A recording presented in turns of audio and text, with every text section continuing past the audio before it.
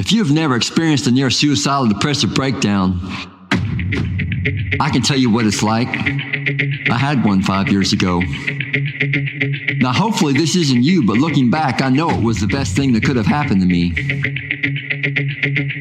Because up till then, I was just like every other clueless entrepreneur, maniacally focused on success, but ignoring all the signs, moving nonstop from one guru get-rich scheme to another, yet still completely in the dark about what I was supposed to do with my life.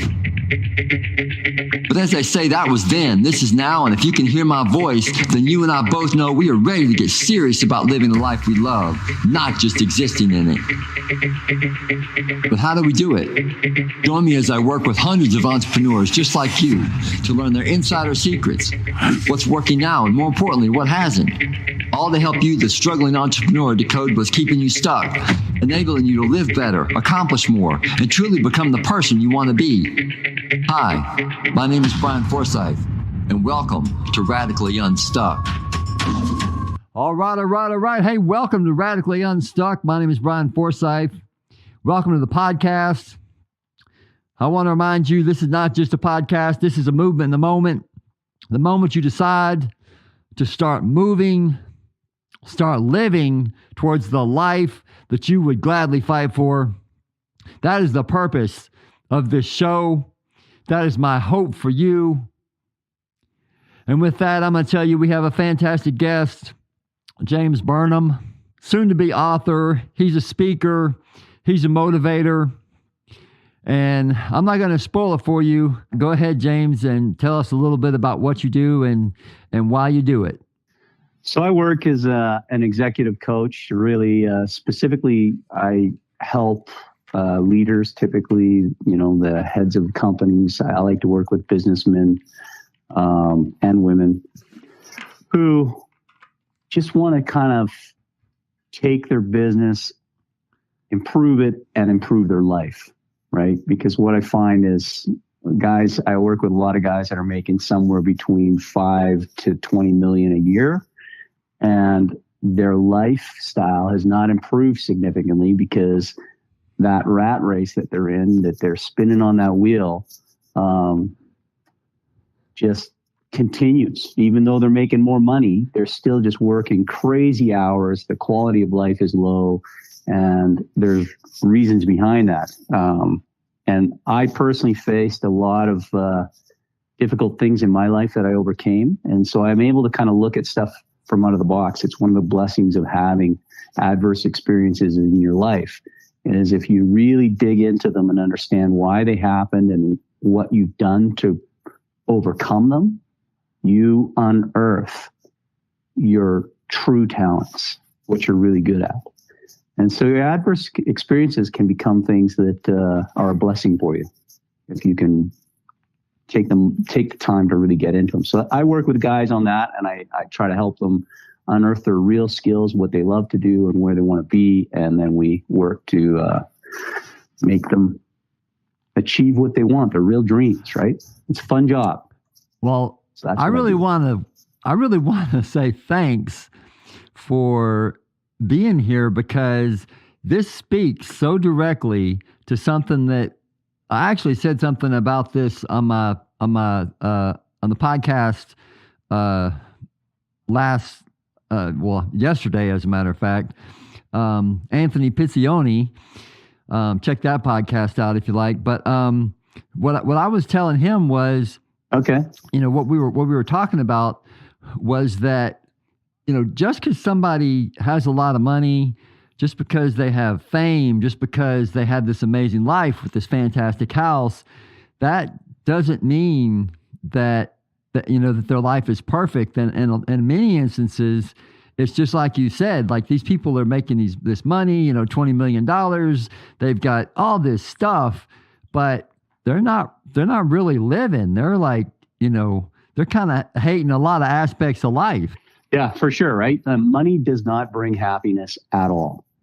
Well, I shouldn't say that, right? They've done studies. If you make $75,000 a year, your level of happiness will naturally increase because you have enough money for food and shelter, like basic necessities. So there is that. But then when you go beyond that, you can exponentially increase your income and still be relatively unhappy, which is unfortunate to think about if you don't, if you don't take care of what's the underlying issues of why you're unhappy. So I'm really curious. When you were younger, did you intend on doing something like this, or were you really into sports and you just kind of? I was, but honestly, I mean, I'll just dive right into it. But from the time that I was 4, my parents, really great parents, a nice family, very religious.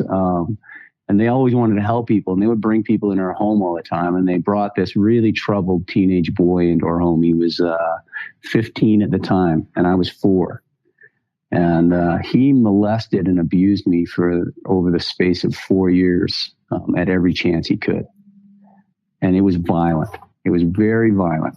And, I got knocked out, I don't know how many times. He beat me to a pulp. The stuff he did to me, I don't need to go into, but it was gruesome. And that changed my life, absolutely changed my life. I went from a rambunctious, kind of adventurous kid I always was to what I call a feral child. I finished first grade. I still didn't know how to read. I didn't know my colors.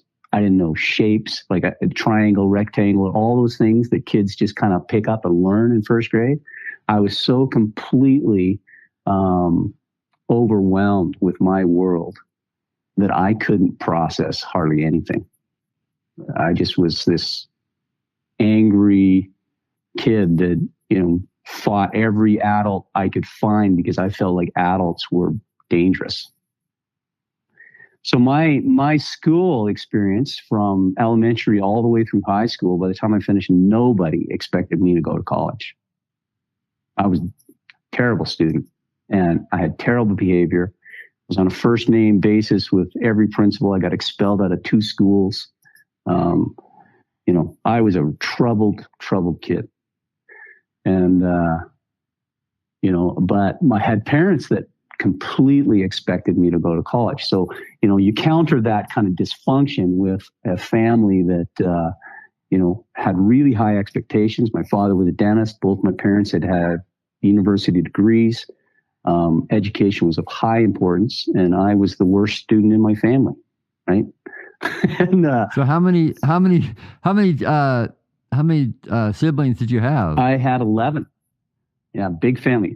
We were Mormons. You had 11. We were this very strange Mormon family in a little tiny community in Canada that didn't even know what Mormons were. Right. I was like one of almost none in this town, and my parents were very devout, and I learned some good things from Mormonism as far as, that I think helped me. And frankly, probably as bad as it is, the idea of hell kept me from killing myself because I was so terrified of going to a place where I would burn for the rest of my life. That fire and brimstone sort of crap. Well, I don't want to say it's crap because, whatever, if that's what you believe. But I teetered on the point of killing myself from the time I was 4 till the time I was 46. So, it was a constant issue for me. Real bad feelings of self-worth and loathing and hatred. I didn't tell anybody what had happened to me. Did you ever think that somebody, like, did you ever have any, inkling that somebody knew? Because like when I actually had okay, let's be honest, nothing like what you dealt with, but I did have, my stepdad mentally and physically abused me for 4 years or so.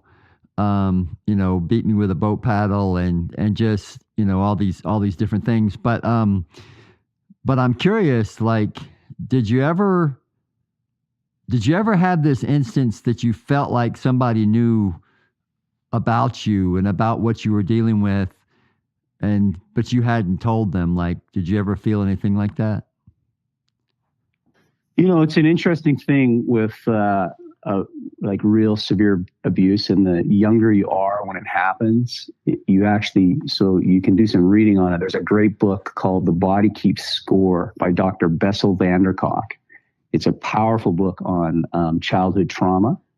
And what he talks about is fascinating because it happened to me, and that when you have these kind of experiences as a child, you literally cannot process what's going on. It doesn't make sense to you. It's out of the spectrum. You don't have the words to deal with it.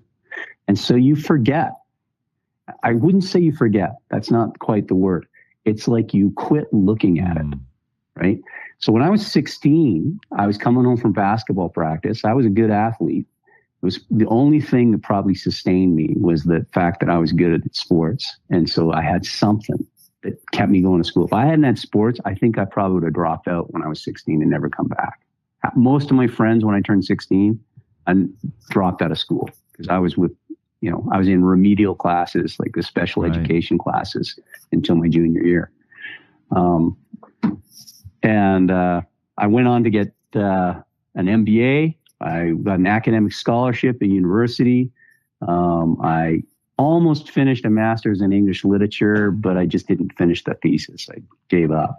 So I went from a kid that, nobody thought could do anything to, a fairly strong academic background post-school. But when I was 16, I ran into my abuser on the street. And I remember I really liked the guy, right? He had groomed me really well, and I wanted to please him. I wanted to be strong. He always told me he was going to make me strong, which is one of the reasons he beat me. And so I stood there in front of him, and I was bigger than he was now. He was in his 20s, and I was bigger than him. And I remember thinking, he can't hurt me. He can't hurt me. And standing there looking at him and just being scared, but not showing it. I didn't like to show people I was scared. And he left. It was night. I was coming home from basketball practice in Canada, so it was night. And I fell to the ground on this slushy, snowy sidewalk in front of this little elementary school where I was passing on the way home. And I shook for about 30 minutes. I couldn't even walk after this guy left me. And I thought to myself, what is wrong with me? Did he do something to me? That was the thought I had. And I remember that so clearly because I remember thinking, I wonder if he hurt me or did something to me. But I honestly, at that point, was unable to look at it. I did not have the capacity to allow my mind to see it. And that took years for me to get to a place where I could. I always wondered, but I never could quite. And there was pieces that, if I told you, you'd look at it and you'd be like, how the hell do you not know that this guy abused you, right? But when you're in it, you cannot see it. Your mind won't let you.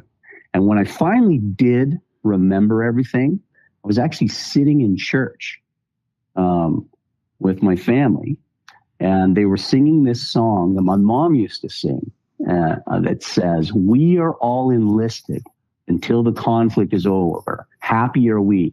And she would do these hymns she would sing to us all the time, like we were all in a part of a team. And she'd look at us and sing these songs, and I always felt excluded because I knew to my core that I was a bad person. And that was a result of the abuse. I believed that I was worthless and damned for sure. And so she would sing these songs. And I was sitting in church and they sing this song, and I'd been working a lot. I've been in some intensive therapy for a long time. And I'm sitting there and never had abuse come up in my therapy.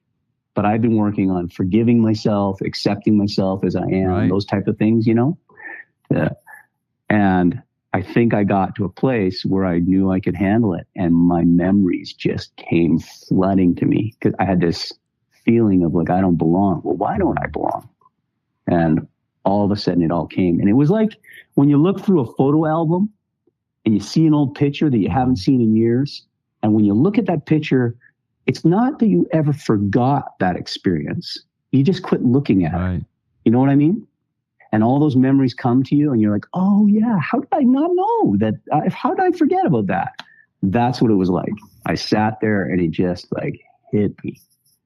It was powerful and terrifying. Dude, I'm so sorry. I felt, I can tell you that I'm sorry, right? And I am, obviously for, that's not even I'm sorry moment. That's, other, words can't really describe that, neither my feelings nor it in general. So I really have no words that really even fit for that experience, and that would even exist in our world. But I am glad that it didn't consume you, and that you were able to fashion this, pretty amazing life afterwards. And so, you were talking, and I was thinking about the fact that I don't think I ever got to that point. Like, because when I think about the Paul years, right, and there was a time when the name Paul actually hurt, that this name of this. But so when I think about the Paul years, I only have, and then we're talking about 4 years, and I only have about 5 or 6, maybe 10 memories, maybe 10 memories of that whole time. I remember the first time that he hit me with a boat paddle. Because I couldn't do push-ups. And I know it was like, right? And the crazy thing is, I was chubby, and if you saw me now, you'd be like, chubby, and I'd be like, yep, I was. Yeah, you're slim. I know, but at one time, man, I had this quote unquote belly, and he wanted me to, he wanted me to get rid of it. So he had started with this, quote unquote workout program, and I had to do I think it was 10 push-ups a day, and that was what he decided. And so I couldn't do my 10 push-ups. I couldn't do one push-up, and so I was in this room of his son, and he was like, have you done your push-ups today? And I'm like, no. And so I get down, and I'm trying to do a push-up, and I couldn't do it. And he got aggravated, and he comes in, and I don't know what he's doing, right? Because I'm still down in push-up position. And he says, up. And I struggle myself up and slams that boat paddle on my butt. And I still remember that. Like, that was because I had never, that was something I had never really conceived that would even be a possibility, Right. So it took it took a while for me to not hate him.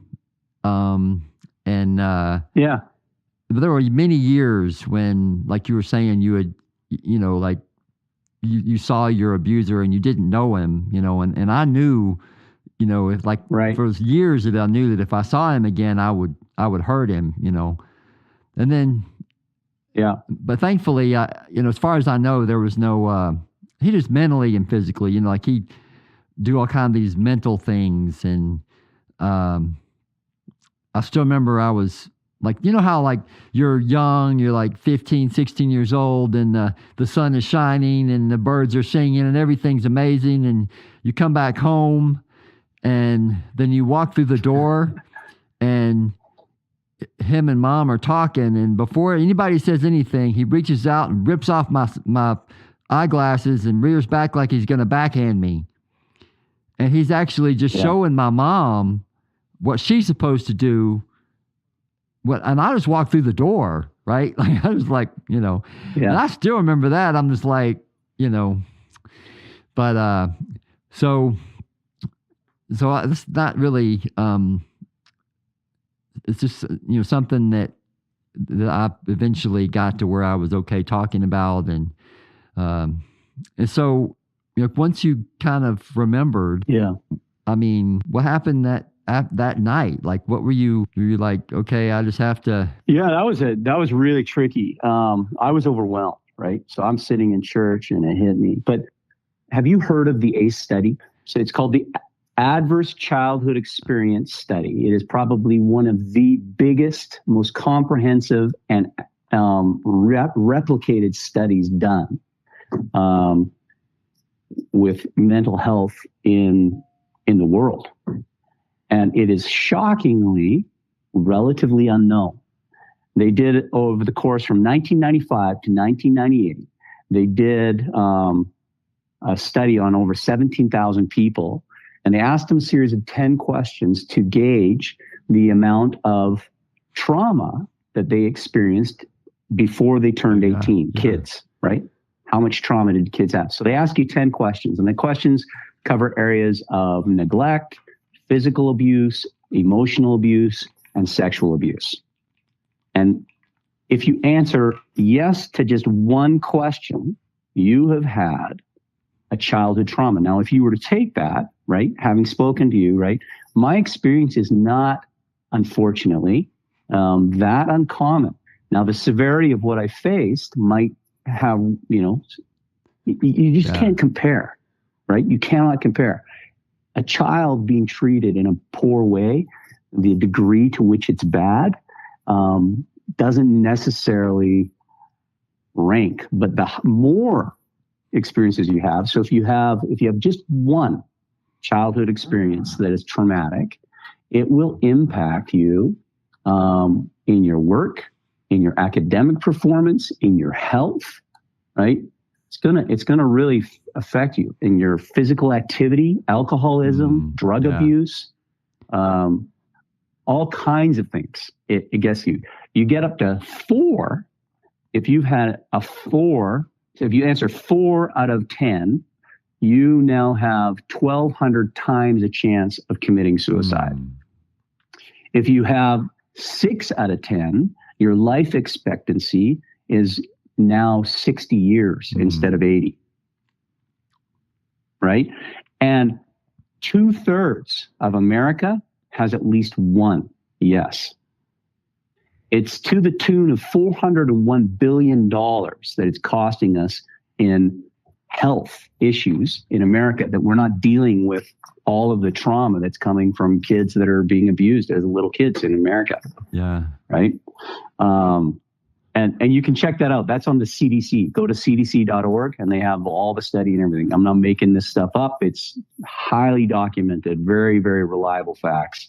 And it's astonishing how much it impacts us. So once you begin to understand that, then you now have a tool to go after it. And I had already learned about this ACE study, and I knew that I had scores. I hadn't remembered everything that had happened, but because of my behavior, we grew up a long time ago. I'm 50 or 52. They still have corporal punishment when I went to elementary school, right? So I get beat at school and I get beat at home, right? Bad behavior was a beating. And when you're really crazy, like I was, those beatings get pretty severe, right? So I'm getting beat by everybody, right? And that wasn't unusual for a kid, in my situation. That was pretty common. And so that has an impact on you. But unfortunately, it can dramatically, right? The fact that I even went to college, I broke the curve. The fact that I hold a career job and then I'm able to maintain a job and make a good income, I broke the mold, right? And so then you begin to look at, well, what was it that allowed me to do that? Because other people in my situation, like I'm not overweight, but I could be. In fact, I should be. According to statistics, I should be an obese person, but I'm fit. I no longer suffer from depression. I'm no longer suicidal. I've broken a ton of bones. Apparently, that's one of the things. I've broken probably more bones than I know how to count. But I've had some issues that I've had to overcome. But we see this everywhere, right? We see people struggling with addiction. We see people struggling with social connection. We see people struggling maintaining jobs. It's a prevalent problem. And that's because we are not dealing with these adverse childhood experiences. And the beauty of the brain is that it's elastic enough that even if you've had something at my age and you figure it out, like when I finally remembered, I was able to figure it out and deal with it. But yeah, when it happened, that day it happened, I was a wreck. I was an absolute wreck. It was crazy, right? Because I saw myself as a little boy, and I'm a dad. I've got little kids. And honestly, it was heart-wrenching to see and remember what had happened. And to reframe it, because your mind holds on to things and blames yourself, right? When you're little and that stuff happens to you, you forget about the abuser. You only see, I was beaten because I was bad, or I was molested because I was bad, right? That's what you think. And then when you're able to finally switch out of that and see it through the eyes of someone that's more healthy, you can you really mourn for that child, right? It's a sad thing. Nobody wants that to happen to anybody. And so I went actually to my therapist. I got an emergency session, and I did EMDR. I don't know if you've heard of that, but it is. I don't think I've heard of that one. So it's a therapeutic modality that has been statistically the most productive method of overcoming PTSD. Within war veterans, stuff like that, this is the thing they use. And it seems really quirky. When it first came out, I'd heard about it because I was always looking for ways to heal myself. Like, I was always trying to figure out why I was so crazy. So I was always reading books, always trying to find stuff to improve myself, because I needed to be able to function, because I came from a family of high achievers, like really, professional, educated, smart people. And I always felt like I got to somehow get there. Why am I so screwed up? So I was always reading stuff to find out what was wrong with me. And I found EMDR, and, if you've ever had any abuse or anything like that, you might want to consider it. It just cleans you out. Like, it gets rid of the residual effect, because when you've had trauma, that trauma repeats. It plays on a loop in your brain, right? And so even though it's happened in the past, you still experience a traumatic feeling whenever you come near triggers that make you remember that, which then ignites your reptilian part of your brain. Your amygdala kicks in, you're flooded with cortisol and adrenaline, your prefrontal cortex shuts down, you're no longer capable of higher functioning or reasoning, right? And you're not able to function as well as you should. So I lived most of my life in a state of fight or flight, right? And EMDR allows you to break that chain. And then you're able to process it and refile the memory in your brain, and then it's over. And now you have distance between what happened in the past and where you are now. And you don't have to live in that space of fear and self-loathing and hatred and all the depression that comes with it. You can get rid of, if that's your only issue. Now, you can't simply EMDR away clinical depression that's a chemical issue, right? But you can definitely offload a whole bunch of stuff if it's just strictly from abuse or PTSD, which is a beautiful thing. I don't actually. I mean, I don't really deal with too much of the, like my childhood stuff anymore. I mean, I had a near suicidal breakdown about 5 years ago, but that was, I mean, I as far as I can tell, I'd been dealing with depression all of my life, for quite a lot of my life. Yeah. And so that was, that was just a lot of stress and things, just ended up where I was, seriously depressed and near suicidal and I would think that, thinking about my past and, you're talking about like, the extraneous, effects of a childhood that we both sort of lived through. And you're talking about, drug addiction and, like just one bad decision after another. I mean, I actually sat in the back of a cop car when I was 17, and it was only through the grace of God that I didn't go down for felony. They were trying to, they were trying to put me in jail. And if you heard the story you would be like, well, you got lucky. So I'm going to tell you the story. It's a real quick story. All right. So, so I had this friend, And he was the biggest knucklehead you ever met. He was 15 years old. And as far as I can tell, his dad I don't even think his dad lived with him. I fully think that his dad pretty much just partied his brains out and came home like on the weekends to give him money. Because I only remember seeing him like maybe 7-8 times in the space of, the time that me and Chad hung out together. And so, so Chad and me, we hung out and we did all kinds of, crazy stuff, breaking into houses and, just various things. And but not like breaking in houses like we're thieves, right? We were breaking into like model homes just to hang out and, not legal. No, I did the same thing. But I totally know what you're talking about. We used to break into houses actually that were occupied, but we would like eat from their fridge just to see if we could do it. Or we would go into people's homes and egg them in their homes while they're watching TV. you were on another level. Anyway, that's crazy. All right. So so me and Chad, we hung out. We were knuckleheads. And so one day, I have a girlfriend and she calls me up. She's like, "What are you doing?" I'm like, "Nothing." She's like, "Well, you should come over." And I'm like, "Okay." And at this point, her dad had rightly determined that I was an idiot and I needed to stay away from his daughter. And so little girl. I was like, okay. So I called Chad, and Chad is like drunk because he just came back from a party. And so he's like, well, come get me and we'll go over to Carla's. So I go over there. I get Chad out. We walk over to Carla's. It's starting to rain. And so we decide to steal Carla's car. Not her car, but her dad's car. It was a Cadillac Cimarron.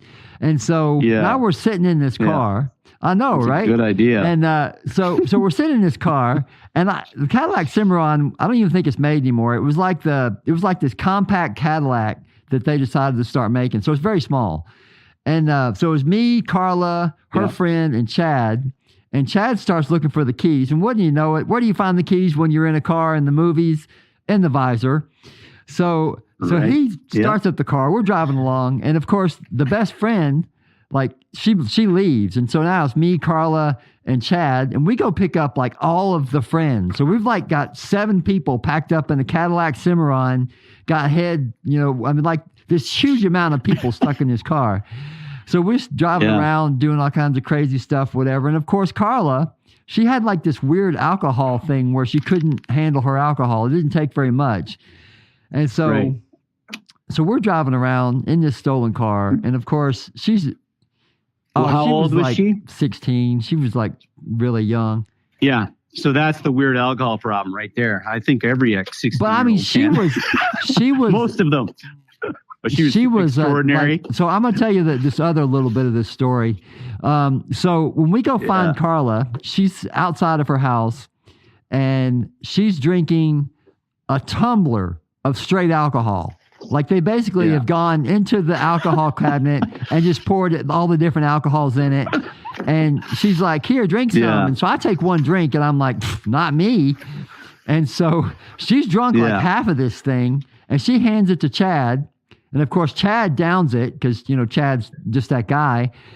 And so now, she's drunk and she's in the back seat, and I'm trying to keep her from, what I think she's, going to die because she's so drunk.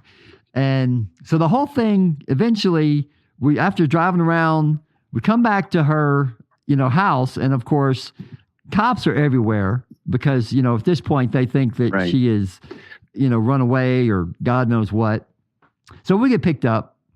And so of course I'm 17 and they're younger. So they'll let us go. So 3 months later, whatever it is, court date comes up.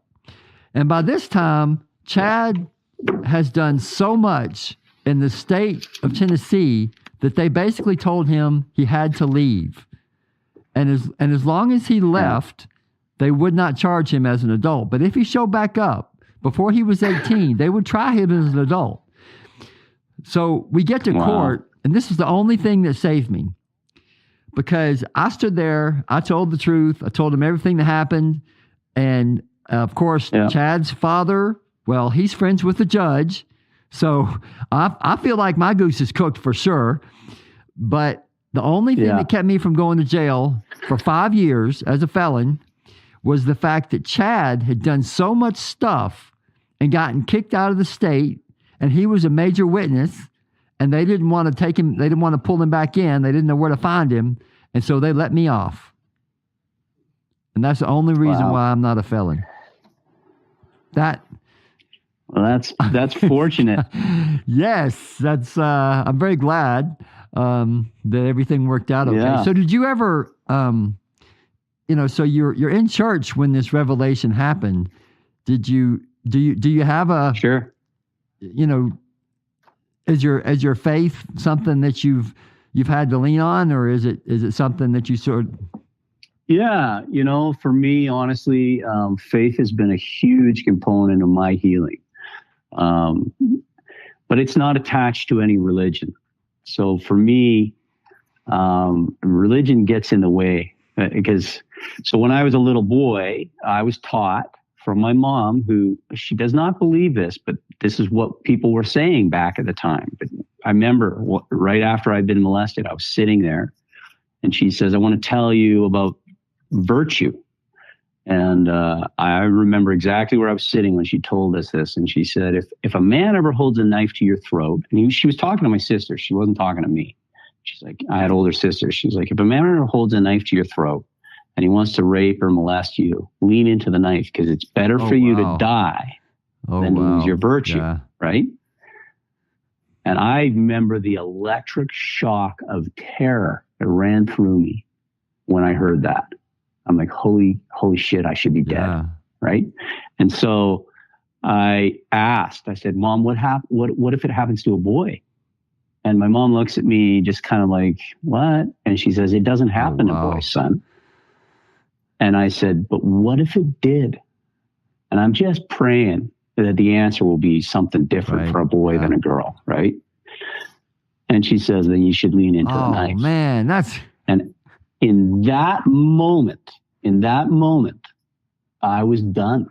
And so for me, religion becomes a method through which, the men try to measure worthiness, your worthiness before God. And men don't have the capacity to do that. Only God does. And I believe in a God. I do. And I can't say that I know, but I believe it's something that I find comforting. And if people want to call it a crutch, hell yeah, it's a crutch. Right. I mean, I love it. Sometimes you need a crutch.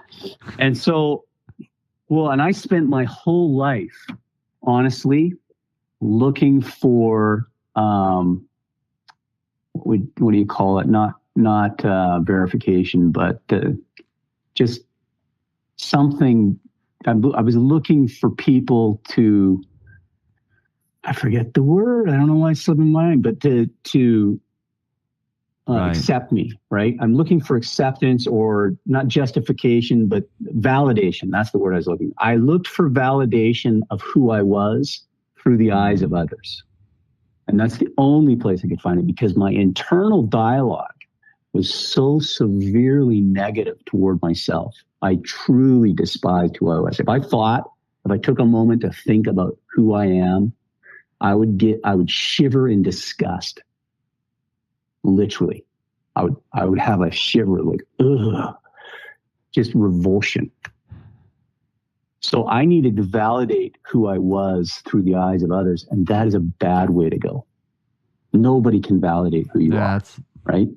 You have to, and I learned, and I was taught, but I finally, I think, came to believe and understand that God will love me if I am a heroin addict, passed out in a ditch, lying on the road in my own vomit.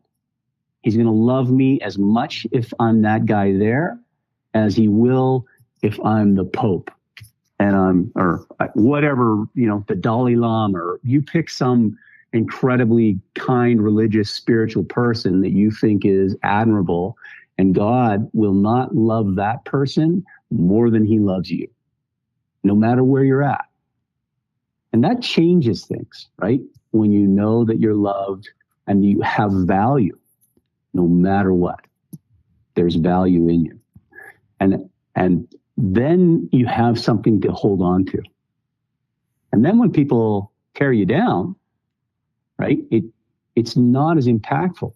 It gets harder and harder to assail the walls of my mind with a negative comment, because I know I've got value, and I can now internalize that because it's coming not from you, it's internal, and God's given it to me. That's how I see it. That's how I've dealt with it. I think that one of the things that I say a lot and I talk about on this podcast is if you want to live an amazing life, and you're in a situation where you have some steps to go before you sort of feel like you are where you want to be, that to start with service and to really to identify your big why, your deep seated, like Rock of Gibraltar level solid reason for waking up in the morning. And if possible, that it needs to be connected to your greatest weakness. In my case, depression, anxiety, panic attacks, addiction, abuse, all of these things. That's the reason why that I'm on this show, right? That's the reason why I do what I do. And we see it. Right. All of the people that I have talked to on these podcasts, thankfully, they're all, they talk about how their why is connected to their greatest weakness or their greatest challenge, and they want to help others. So I encourage the listener to take that on, because if it starts with a weakness that you're either dealing with, and it's okay, that's another thing I want you to really understand, and you can talk about this, is that even in where you have been, all of the different things that you've seen, I mean, do you feel like you are a made person, or is there still this work that is going on? I think if you think you're done, you have missed the boat.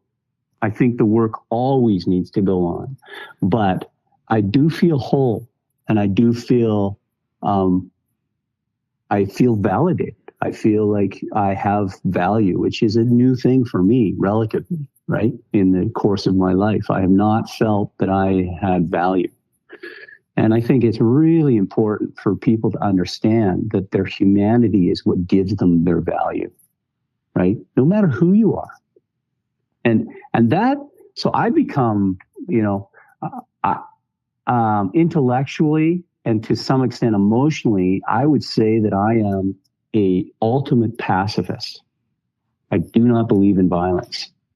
However, I promise you that if you break into my home and you try to hurt my kids, I can't say this on your podcast, but I will kill you. I won't say the expletive that I would have said before that. I'll kill you, but I will kill you, and I will do it, and I won't feel bad about it. Now, I would love to get to a point, like I look at, I read the New Testament a fair amount, and I love to look at the life of Christ as he walks towards the men that are about to take him to be killed and hung on the cross. And he meets them with open arms. Peter chops off the ear of one of the guys, and he heals him. Right? And I honestly believe that the power that resonates from embracing life without violence, but with love, it goes on and on and on. You look at Gandhi, right? Took on the British Empire without a single act of violence. Completely passive, peaceful demonstrations. We see these demonstrations right now going on. And, recently we got the Black Lives Matter demonstrations. There's tons of them before that And all of them recently in the last 20 years that I see, many of them, I should say, not all of them, many of them have, acts of violence, acts of destruction. People get out there and they're angry, and their anger comes through, and it diminishes the thing for which they are fighting. But Gandhi's movement was completely peaceful. Martin Luther King Jr., in his speech, "I had a dream that one day my child would walk hand in hand with," what a beautiful speech. And that man was peaceful, right? He never raised violence. And we celebrate him today, right? And you can go through historical figures that have acted in the face of violence that is thrust upon them. They act with peace in return. And those names shout out in history. Their legacy continues. And so I truly believe that your value as a human surpasses that need for violence. And the violence is I don't have a problem if you're protecting your life and fighting. I really don't. But I do think there is far greater power than we want to admit in opening our arms to those that hate us and loving them. It's a tough place to get to, though. I mean, I'm definitely not there myself, but it's an aspiration. Without a doubt, it is an aspiration, and it all starts with seeing it as possible, and most importantly, not condemning yourself or convicting yourself because you are not in a perfect state of, because it's really easy. The mind is always seemingly looking to convict us with, something that we haven't done or something that we did.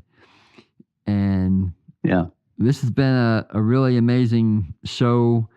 And, I really appreciate you being on and bringing your story and basically bringing your news that there is hope. That's the thing that I always want this show to manage to convey, which is that no matter where you are, there is hope. If you can just keep moving through it and surviving and trusting, there is hope. And speaking of hope and trusting and information, if we want to find out more about James and all the things that you do and those kinds of things, where can we find you? Yeah, if you want to look me up, my website is www.jamesgburnham.com. And I also have a book. You can keep your eyes on. I'll announce it and put it out when it's ready, but I think it'll be out by the end of this year, called Failing into Success. And that's really kind of the way I look at life is your failures are the things that are going to create the steel within you that allows you to succeed. And only when you look at those failures clearly can you do that. You can't hide from them. You can't avoid them. You got to take them head on. And that's the path to healing and overcoming and recognizing your value. Your failures are your greatest master teachers. They can illuminate so much for you if you will just accept them and not hide from them in shame. The crazy thing is, Oleg Lohid is, we talked about him before we started this show. Yeah. He actually talks about how, it's not so important that life is easy or, but that he always asks the question, what's happening and, what am I supposed to learn from this? And not saying that it's easy, nobody's saying it's easy to be able to stand in the fire, so to speak, and gather up all these amazing nuggets of knowledge. It's a place it's kind of the same thing as what we say in general in this podcast, which is we're not saying it's easy, we're saying it's possible. That, that it is definitely worth the attempt to do your best to learn from what life is trying to teach you. And what I will add is that life in general tends to work for you. That it's not that life is against you. In many instances, life is working for you, and you may have to grow. There's, and the truth is we're all growing. So no matter what, whether we want to or not, we're definitely growing. We're definitely going to grow. And it all depends on, how you respond to the growth, to the fact that you are growing and you are changing, and, situations are changing all the time. And with that, I just want to thank you, James, for being on. This has been a wonderful show, and I really appreciate you bringing your story and bringing your heart, and that's awesome.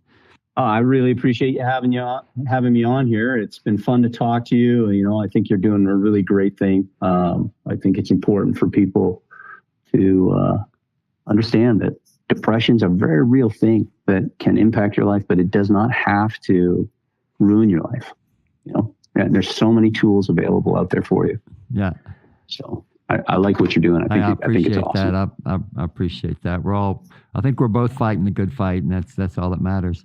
But now I want to say thanks to the listener. I want to say thank you for being on this show with us, for being on this ride with me, the Radically Unstuck podcast, as it were. And if this has helped you, if you really like what you're hearing, and it has given you something that is of value, then please consider going to this link and leaving me a review so that I know that what I'm doing is useful. That link is https://ratethispodcast.com/unstuck. And with that, I just want to say the one last thing I always say, which is be good to yourself. If you have a thought, if you have an emotion, if you have a feeling, and you wouldn't want your best friend, your mom, someone you care about to feel it or think it, then I encourage you to consider whether or not it's useful. It's not whether it's true. There are many things that could be true about you. It's whether it's useful, because it is possible for you to be the person, to live as the person that you truly want to be, regardless of who you were yesterday. Despite history's evidence, it is possible for you to make the decision, because it's really about the decision, right, James?